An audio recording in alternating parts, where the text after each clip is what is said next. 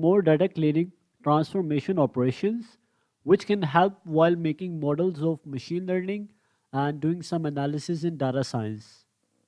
Hey guys, welcome to this video. In this video, we're gonna look at how we can sort a data frame based on any of its column in ascending or descending order. And then after that, we will see how we can fetch certain rows by querying into the data frame. Or we can also filter some rows based on some conditions. So now let's look at the data set we will be using in this video.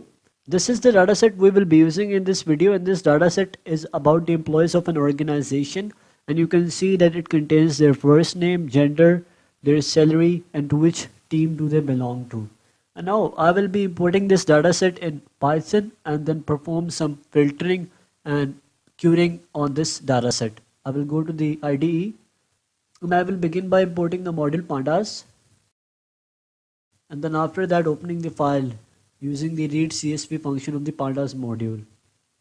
pd.read CSV. In it I'm going to pass in the name of the file, which is employees.csv. Now I'm going to run these two lines, and if you go to the variable explorer, the dataset has been imported successfully. Let's rename some of its columns, so that is going to assist us while we are performing some queries on this data frame. So I'm going to write dataset dot rename, and in it I'm going to pass the first parameter as a dictionary, the keys of whom are going to be the old column names and the values are going to be the new column names. I'm just renaming only those columns which are containing one space in them, and this is going to be renamed as name. And the second parameter to this is going to be in place equal to true, so that the changes are casted inside the data frame. I'm going to run this, and if I go to the data frame, you can see that the columns have been renamed from first name to name and the bonus percentage to bonus. And now I'm going to sort this data frame on the first name. For that I'm going to write the syntax dot sort values, and in it I'm going to pass the first parameter as the column name on which I will be sorting this data frame, and the second parameter is going to be ascending equal to false or ascending equal to true. If I pass ascending equal to false, that is going to sort this data frame in descending order, and if I pass ascending equal to true, then that is going to sort this data frame in ascending order. For that I'm just sorting this data frame in descending order, and I'm also going to write in place equal to true, so that the changes are casted inside the data frame. Now I'm going to run this line and show you the output. And if I double click on the data frame, and you can see that the data frame has been sorted on the name column and it is sorted in descending order. Now I'm going to perform some filtering and querying on this data frame. Let's say I want to retrieve all those rows in which the gender is male and their team is finance. For that I'm going to write df equal to dataset and then square brackets and then simple brackets, and in it I'm going to write dataset dot gender equal male. Just notice the syntax, and again the simple brackets and dataset dot team, which is the column name, equal finance.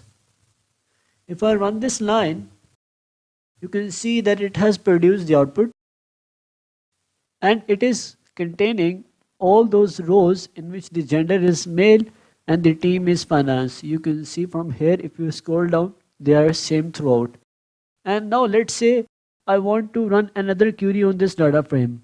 Let's say I want to retrieve all those rows in which salary is greater than 100,000 and their bonus is also greater than 10. For that I'm going to proceed as follows. I'm going to write df1 equal dataset dot query, and again you need to keep in mind this syntax. Salary is greater than 100 kilo and bonus is greater than 10. Sorry, it's greater than 10 in here. Now I'm going to run this line and show you the output. If I double click on here and if I analyze all the rows, I can see that in all these rows the salary is greater than 100k and bonus as well is greater than 10. So you can see that the query retrieved only those specific rows. This is how you can run queries on a data frame. Let's say I want to retrieve all those rows which are containing information about specific people. I'm gonna write a third query, and this time the syntax is gonna be a little different. Dataset and then square brackets, again dataset dot name dot is in, and in it I'm gonna pass in a list, and this is gonna contain all those names which I want to retrieve. Let's say I want to retrieve rows which belongs to the name Aaron and then the rows which belongs to the name Donna. And now I'm gonna run this line and show you the output. And if I click on df2, you can see that all the rows which belong to name Aaron and Donna has been retrieved successfully. Now this is how you can use syntax of isIn to retrieve specific queries as well.